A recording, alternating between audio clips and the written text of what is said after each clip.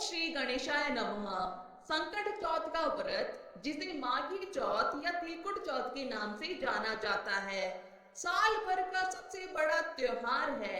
संकष्टी चतुर्थी के इस व्रत में रात को चंद्रमा को अर्घ देकर ही व्रत पूरा होता है और बिना अर्घ दिए व्रत पूरा नहीं माना जाता। साथ ही सुबह उठकर संकट चौथ व्रत का संकल्प लेने के बाद ही व्रत की शुरुआत हो। तो आइए विस्तार से जानते हैं संकट चौथ व्रत की संपूर्ण पूजा विधि और नियमों के बारे में। संकट चौथ के व्रत में व्रती महिलाओं को एक दिन पहले शुद्ध सात्विक भोजन ही करना चाहिए और फिर व्रत के दिन सुबह प्रातःकाल ब्रह्म मुहूर्त में उठकर व्रत करने का संकल्प लिया जाता है। एक दिन नहाने के पानी में गंगा जल और काली तिल मिलाकर अवश्य स्नान करें। फिर एक चौकी पर पीला वस्त्र बिछाकर भगवान गणेश जी और संकट माता का चित्र या प्रतिमा स्थापित करें। इस दिन आप मिट्टी के पार्थिव गणेश जी बनाकर और संकट माता की मिट्टी की मूर्ति बनाकर उनका भी पूजन कर सकते हैं। फिर दीप जलाकर शांत भाव से पूर्व या उत्तर दिशा की तरफ मुंह करके बैठे। दाहिने हाथ में जल, तिल और अक्षत ले। बाएं हाथ में दाहिने हाथ को ढकते हुए आंखें बंद करें और मन में संकट माता और भगवान गणेश जी का स्मरण करें। अपनी संतान का भी स्मरण करें और इसके बाद मन में संकल्प ले कि हे विघ्नहर्ता भगवान श्री गणेश जी, हे संकट माता, आपको मेरा बारंबार प्रणाम है। आज माघ मास के कृष्ण पक्ष की चतुर्थी तिथि को मैं यानी आपको अपना नाम बोलना है। संकटा माता और विघ्नहर्ता श्री गणेश जी की कृपा से अपनी संतान की दीर्घ आयु, उत्तम स्वास्थ्य, बुद्धि और सभी प्रकार के संकटों से रक्षा हेतु संकट माता का व्रत श्रद्धा और नियम पूर्वक करने जा रही हूँ। हे गणेश जी भगवान, हे संकटा माता, इस व्रत में जो भी भूल चूक हो जाए उसे आप अपनी कृपा से, अपनी दया से क्षमा करके मेरा व्रत स्वीकार कीजिएगा। अगर आपकी कोई और मनोकामना है तो उसकी पूर्ति के लिए भी प्रार्थना आप संकल्प लेते समय कर सकते हैं।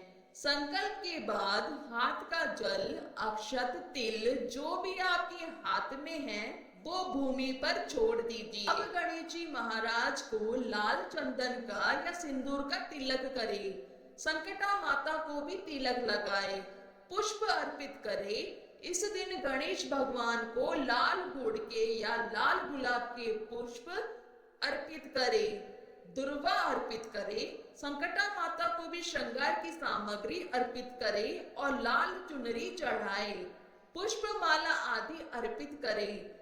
धूप दीप जलाकर व्रत की कथा का पाठ या श्रवण करें। सुबह के समय भी आप कथा पढ़ सकते हैं, मंत्रों का जाप कर सकते हैं। सुबह की पूजा में आप भोग में फल, मिठाई, बूंदी के लड्डू, दुर्वा, पान, सुपारी, इलायची और तिलकुट यानी तिल और गुड़ से बने हुए लड्डू का या तिलकुट का भोग आप गणेश भगवान को जरूर अर्पित कर सकते हैं। बहुत सी जगह पर शाम के समय तिलकुट अर्पित किया जाता है।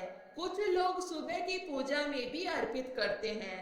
तो जैसे भी आपकी यहाँ पर मान्यता हो, नियम हो, उसके अनुसार आप सुबह का भोग लगा सकते हैं। और भोग लगाने के पहले आप कपूर जलाकर आरती उतारे, फिर भोग लगाए। सबसे अंत में सच्चे मन से हाथ जोड़कर पूजा में हुई गलती के लिए क्षमा याचना जरूर कर ले, ताकि पूजा में या संकल्प लेते समय कोई भूल चूक हो गई हो, कोई गलती हो गई हो तो वह कमी वो दूर हो सके। अगर आप इस व्रत को निर्जला रख रहे हैं तो निर्जला रहने का भी संकल्प लेना चाहिए। पहली बार यदि माताएं बहनें इस व्रत को कर रही हैं तो आप अपने भविष्य को देखते हुए जिस भी प्रकार से इस व्रत को पालन आगे भविष्य में कर सकती है उसी प्रकार से संकल्प ले सकती है। गर्भवती महिलाएं यदि इस व्रत को रख रही हैं तो व्रत के दौरान सुबह से शाम तक थोड़ी थोड़ी मात्रा में जल, दूध या फल का सेवन आप कर सकती हैं। पूरी तरह से भूखा प्यासा आपको नहीं रहना चाहिए। और जो भक्त निर्जला इस व्रत को नहीं कर सकते, वे थोड़ी मात्रा में जल, फल या अन्य चीजों का जो भी व्रत में ग्रहण की जाती है उसका सेवन कर सकते हैं। इस व्रत को धारण कर सकते हैं तो सुबह की पूजा करने के बाद दिन भर आप उपवास रखें। यदि व्रत नहीं भी रख रहे तो भी सभी ग्रस्त जनों को या सभी सनातनी लोगों को इस दिन भगवान गणेश और संकटा माता की पूजा सुबह और शाम अवश्य करनी चाहिए। दिन भर व्रत के नियमों का पालन करें। शाम की पूजा में चंद्र देवता को अर्घ दिया जाता है, जो कि चंद्रोदय के समय अर्घ दिया जाता है। वो शाम की पूजा का गोधूली मुहूर्त या जो भी शुभ मुहूर्त में आप शाम की पूजा कर सकते हैं। कुछ जगह पर सुबह के समय कथा पढ़ी जाती है। विधि विधान से पूजा सुबह के समय की जाती है। तो कुछ लोग शाम को जब सूर्यास्त के आसपास का समय होता है उस समय कथा का पाठ करते हैं और उसी समय तिलकुट का भोग लगाते हैं। कुछ जगह तिलकुट से बकरा बनाया जाता है जिसकी बलि चढ़ा दी जाती है और फिर प्रसाद रूप में सभी लोग इसे ग्रहण करते हैं, जो कि तिल और गुड़ से ही बना होता है। तो शाम की पूजा में जैसा भी आपका नियम हो उसका आप पालन कर सकते हैं और शाम की पूजा करने के बाद एक लोटा जल भरकर जरूर रखें, जिसमें आप हो सके तो चांदी का कोई सिक्का, यदि आपके पास हो तो चांदी का सिक्का या चांदी की अंगूठी हो वो डाल दीजिए। जब भी आप कथा पढ़ते हैं वो कथा पढ़ते समय अपने हाथ में 7 गेहूं के या अक्षत के दाने रखें और कथा समाप्ति के बाद जो यह आंखें जिसको बोलते हैं गेहूं के दाने होते हैं, विशेष तौर पर उन्हें आप जल के लोटे में डाल दीजिए। फिर बाद में जिस जल में आपने आंखें डाले हैं, गेहूं के दाने डाले हैं, उसमें सफेद पुष्प थोड़े अक्षत डालकर उसी से हमें रात को चंद्र देवता को अर्घ देना होता है। आपके पास चांदी की कोई वस्तु ना हो तो आप कोई भी सफेद पुष्प और अक्षत और साथ ही शक्कर या मिश्री जल के अंदर डालकर चंद्र देवता को अर्घ दे सकते हैं। अंगूठी या सिक्का यदि आप डालकर अर्घ दे रहे हैं तो विशेष सावधानी रखें। अर्घ देते समय उस सिक्के को फिर बाद में आप अपने यूज में दोबारा ला सकते हैं। रात के समय जब चंद्रोदय हो जाता है तब उस समय इस व्रत को खोला जाता है। चंद्रोदय होने के बाद चंद्र देवता को अर्घ दिया जाता है। जल से अर्घ देने के बाद अपनी जगह पर 3 बार परिक्रमा करनी होती है। चंद्र देवता की आरती उतारी जाती है। चंद्र देवता से भी मन ही मन प्रार्थना आप कर सकते हैं।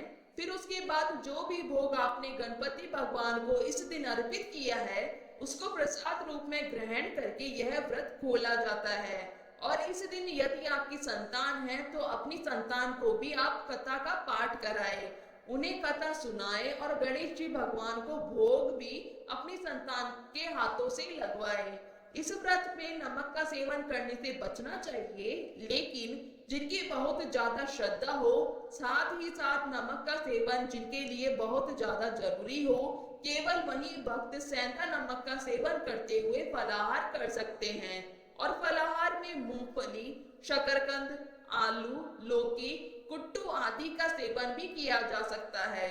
और संकट चौथ की जो भी पूजन सामग्री विसर्जन योग्य है, जैसे मिट्टी के यदि आपने गणेश भगवान और संकटा माता बनाए हैं तो उन्हें अगले दिन सुबह की पूजा करने के बाद विसर्जित कर दिया जाता है। यदि आपके पास पहले से ही गणेश भगवान को विराजित आपने चौकी पर किया है तो उन्हें अगले दिन हटाकर वहां से पूजा स्थान पर रख सकते हैं। इस बार साल 2026 में 6 जनवरी दिन मंगलवार को संकट चौथ का व्रत रहेगा और मंगलवार का दिन होने के कारण यह अंगारक चतुर्थी रहेगी।